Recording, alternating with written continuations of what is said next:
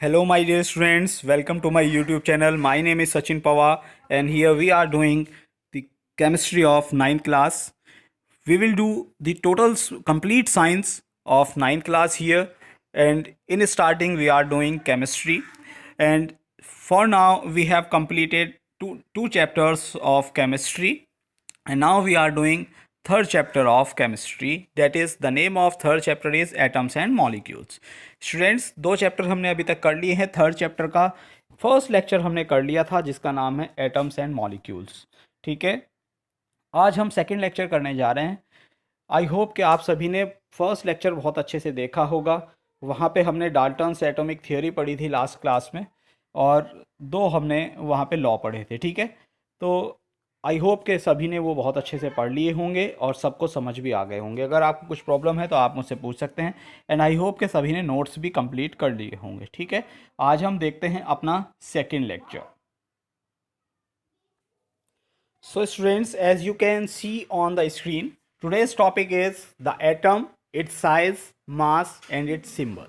Today we will talk about the size of atom, the mass of atom and the symbol of atom. Okay, so let's start. An atom is very small in size and consists of subatomic particles, that is protons, neutrons and electrons. ठीक है, हम सभी को पता है कि atom जो है बहुत छोटा होता है साइज में, और इसके अंदर कुछ सब एटॉमिक पार्टिकल्स होते हैं जो क्या होते हैं, प्रोटॉन्स, न्यूट्रॉन्स एंड इलेक्ट्रॉन्स. ये तीन इसके सब एटॉमिक पार्टिकल्स होते हैं. ठीक है, about 1 million atoms stacked up one over the other would roughly equal to the thickness of a sheet of a paper. अगर जो पेपर की थिकनेस होती है, हम जानते हैं कितनी होती है, बहुत ही छोटी सी होती है, बहुत ही कम होती है. ठीक है, तो अगर जब हम उतनी थिकनेस को भी देखें तो उसमें बहुत सारे 1 million एटम्स एक साथ जुड़े होंगे, तब जाके इतनी मोटी थिकनेस होगी. तो आप सोच सकते हैं कि एटम कितना छोटा होगा. ठीक है, इतने में भी 1 million से भी ज़्यादा एटम्स आ जाएंगे. ठीक है, एटॉमिक रेडियस की बात करते हैं, मतलब साइज कितना होता है इसका. हम साइज को कैसे बता रहे हैं, एटॉमिक रेडियस की फॉर्म में बता रहे हैं. सो साइज कितना होगा देखें, एटॉमिक रेडियस में लिख रहे हैं हम, तो 1/10⁹ मीटर क्या होता है किसके, या फिर इसको हम क्या बोलते हैं, 1 नैनोमीटर बोलते हैं. ठीक है, तो इतना ही क्या होता है, इसकी एटॉमिक रेडियस होती है, या फिर हम कह सकते हैं कि 1 नैनोमीटर एटॉमिक रेडियस होती है किसकी, एटम की. ठीक है, तो इतना छोटा इसका साइज होता है, आपको याद रखना है. ठीक है, नेक्स्ट हम बात करते हैं modern symbols of atoms of different elements. अलग अलग एलिमेंट्स के क्या मॉडर्न सिंबल्स यूज़ होते हैं. ठीक है, तो सबसे पहले देखते हैं, डाल्टन ने सबसे शुरू में कुछ सिंबल्स यूज़ किए थे. कैसे किए थे, क्या ट्रिक उन्होंने लगाई थी ये लिखने में.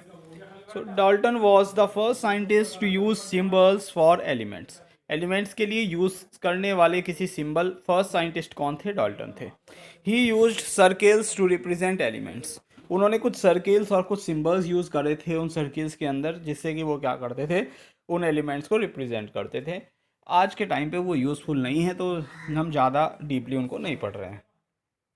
नेक्स्ट है, Berzelius suggested that the symbols of the elements can be made from 1 or 2 letters of the name of the element. उसके बाद वर्जिलियस जो साइंटिस्ट थे, उन्होंने सजेस्ट किया कि एलिमेंट्स के जो सिंबल्स हमको लिखने हैं, हम we can use 1 or 2 letters of the name of the element. हम जो भी एलिमेंट का नेम है उसके एक या दो लेटर्स को यूज़ कर सकते हैं उनका नाम लिखने के लिए. ठीक है, now we use names and symbols as stated by IUPAC.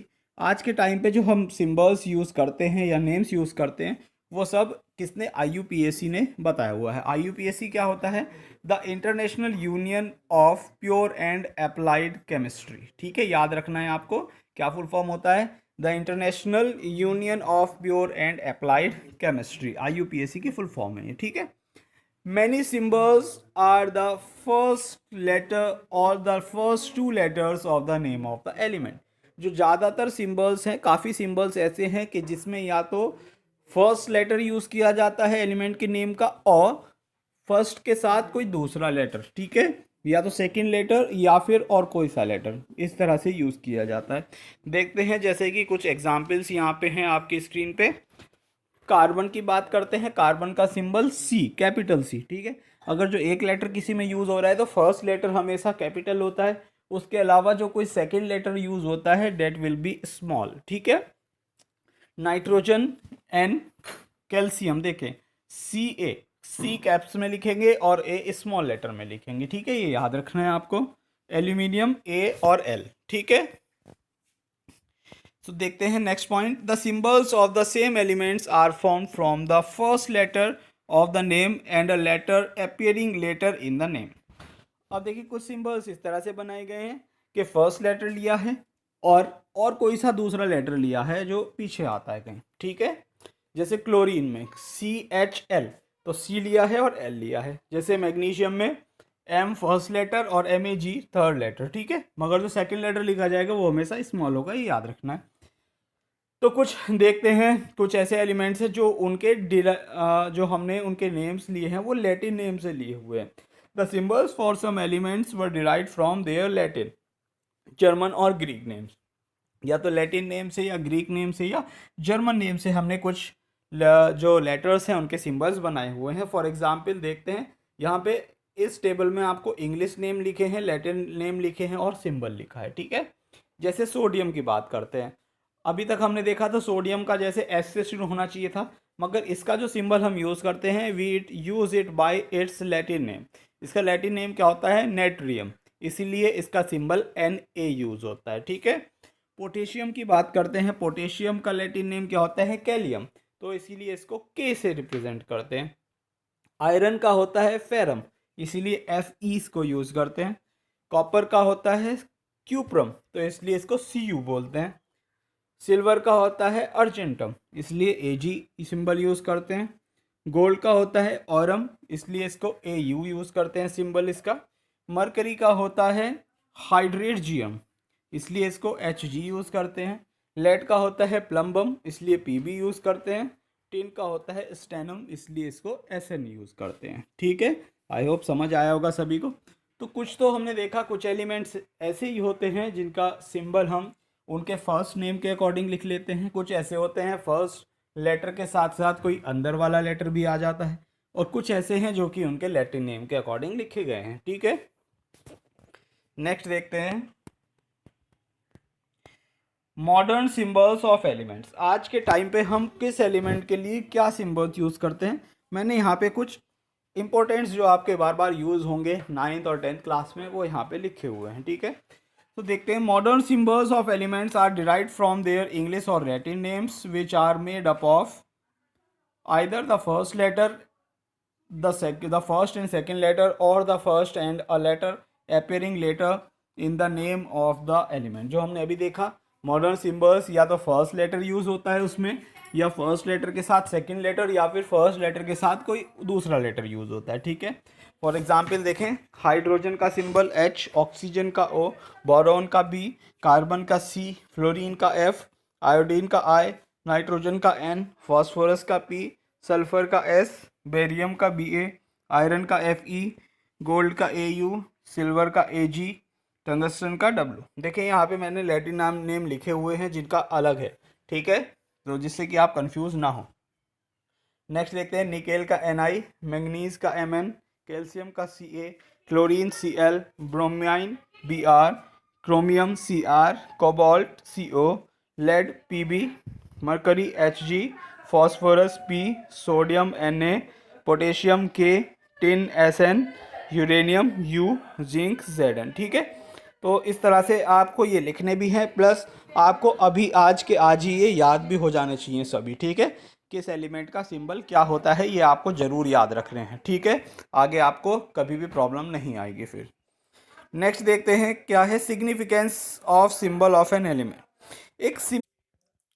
तो देखें, सिग्निफिकेंस का मतलब है कि हमें एलिमेंट के सिंबल से क्या पता लगता है। तो the symbol of an element signifies, क्या सिग्निफाई करता है, एक तो एलिमेंट का name, the name of the element. For example अगर एन लिखा है कहीं पे, ठीक है, तो उससे हम बता सकते हैं एन का मतलब क्या है, वो नाइट्रोजन, ठीक है।